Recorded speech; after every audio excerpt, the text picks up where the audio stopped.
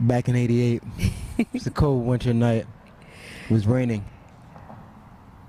I never get past that much of the story, so Just too emotional. it's too emotional.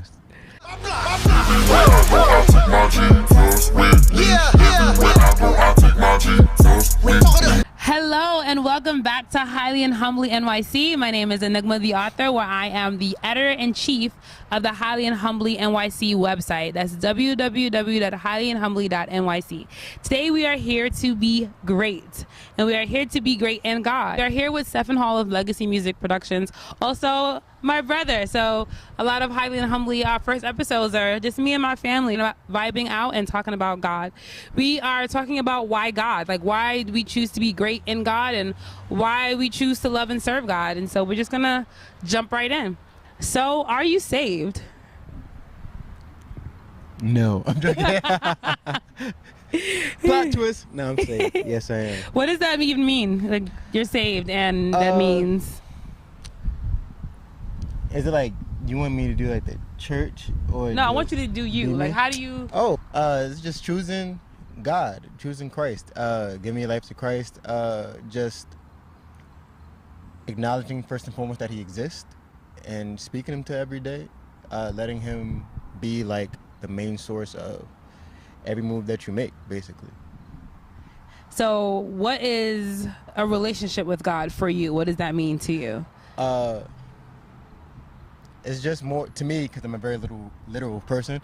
A relationship to God is, well, with God rather, is the same thing as having like any other type of friend. Just speaking to Him every day, taking the time to even get to know Him, reading your Word, talking to Him, inquiring things about Him, and vice versa, letting Him know about yourself, and literally keeping Him informed with you. It's like having a friend that controls everything. Would you say you've been saved your whole life, or is that something you gradually came to? No, I wouldn't say I've been saved in my life. I've been in church all my life. Yeah, but I feel like you have a general understanding as far as what is being saved and who God is when you're a child because you've been taught it. But to know Him for yourself and to understand the dynamic of that true friendship and the true meaning of a relationship with God. So what did that transition look like from like having a knowledge of God to actually having your own relationship with God? I'm very visual, so it's like, to me, it's like more so like a light bulb thing. It was like, we went to church every Sunday from, being in your mother's belly until this point, and everything just seems kind of not robotic, but like common practice. And then one day it just clicked, like, oh no, this is not because my family went to church. This is not because the pastor says so. It starts to get real, like you feel God in your heart. Well, I felt God in my heart. Yeah, life could be a little rough, but it can be better with God. So yeah. Do you have to experience sin to know that you shouldn't be sinning? Do you have to? No. Me, I kind of, for the most part, learned from other people's mistakes. I was very observant.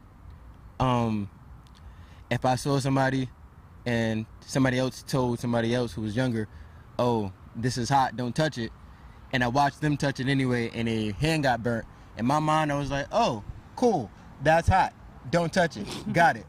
I don't want to say it was good for other people to suffer, but at the same time, everything happens for a reason. Sometimes you go through something that's not necessarily for you, but for somebody else, in the most literal sense, where sometimes a certain situation will come your way and you might even fall for temptation, and that builds you up as a person, but also anybody who's watching you can see vividly, oh, that's what this decision brings. Yeah, those are the consequences of that type of decision. And I was that person where it's like, oh, that's what happens when you do that. Okay, mental note. Don't do that. Don't do that. So let's talk about somebody who's on the fence. Like who they have a general idea of an abstract God, but they're not quite sure they want to go full out, how would you encourage them to like choose Jesus today? There's no better way than just literally just try him. Like I just said previously, it's a choice. You have to think of a relationship with Jesus as literal as you can possibly, like as literally as you can. Just like if you see somebody and they have something you want and you walk up to them and ask them, how much is this, or what do I do to? God is here, Jesus is here, and he's willing to like help you. You just have to literally make that choice, make that effort to speak to him, even if it's like for a few moments. Like if you don't know him at all, just like you introduce yourself to some random person, just hi, I'm Stephen, I want to get to know you more. Like how, like God will speak to you, Jesus will speak to you if you have this conversation with him. If you open up that door, let him in. That's little scripture. Like, thank you so much for joining us today. I really do appreciate it. Not a problem. Again, this is another episode of Highly and Humbly NYC. Please like, comment, subscribe, go to the website, subscribe to the blog, and we will see you next week. Thank you again, Stephen. Not a problem. Put it on my tab. Till next time.